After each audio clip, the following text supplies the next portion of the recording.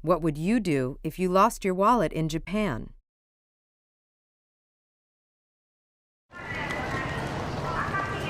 You can call this Tokyo's warehouse of honesty.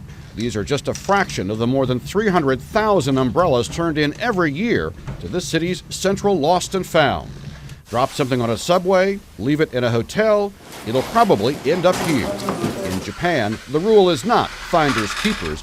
The rule is turn it in and hope it gets back to the owner. Umbrellas are by far the most common thing turned into the lost and found, but let's measure Japan's honesty in hard, cold cash.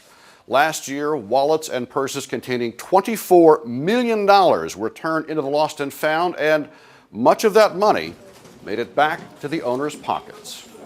That wouldn't surprise Los Angeles-born Lance Garcia, a graphic artist in Tokyo. He left his wallet on a subway just a few weeks after arriving here and figured it was gone for good. But the wallet was waiting for him at a local police station, which is where people turn in lost items. Living in a city of 12 million, Lance got a lesson in how Japan is like America used to be. It really made me feel like I was living in a small town, in a sense where everybody knew you and everybody looked out for each other. And that's really gave me a good peace of mind. When Anthony Trotter lost his wallet, the man who found it personally brought it back. People will go to great extents to return them to you. That is the norm, as opposed to being abnormal.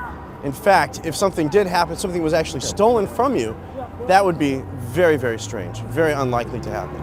Which is why you can walk the streets of this densely populated city and you'll see goods displayed outside. No one is watching over them because stealing just isn't done. Or why vending machines sell beer and whiskey, because the Japanese trust that underage kids will follow the honor system and not buy booze, and mostly they don't. Cultural anthropologist David Slater says it's all part of an unwritten social contract here in Japan. I think the assumption is you have to trust the people who are around you.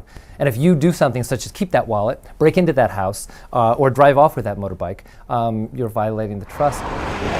Gabriel Lee can tell you that's so true. He has a bad habit of leaving his motorcycle on the street with the keys in it. Try that in New York City. The only place they could be is in the bike, so you run back to the bike and there they are. And I've had that 3 times now.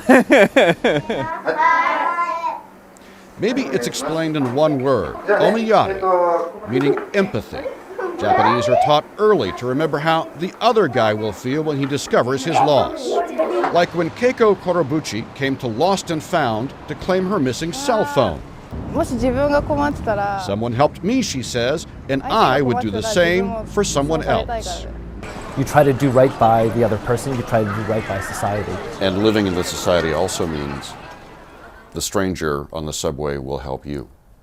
You can expect that when your wallet is lost, somebody's going to pick it up and return it to you. Sounds great. It is great. We leave you where we started with all those umbrellas. Only a tiny fraction will ever get back to their owners, but that's not the point.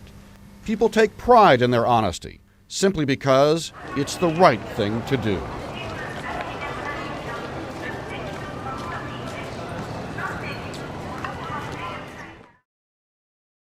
What does Japanese honesty indicate about Japan's social values and norms?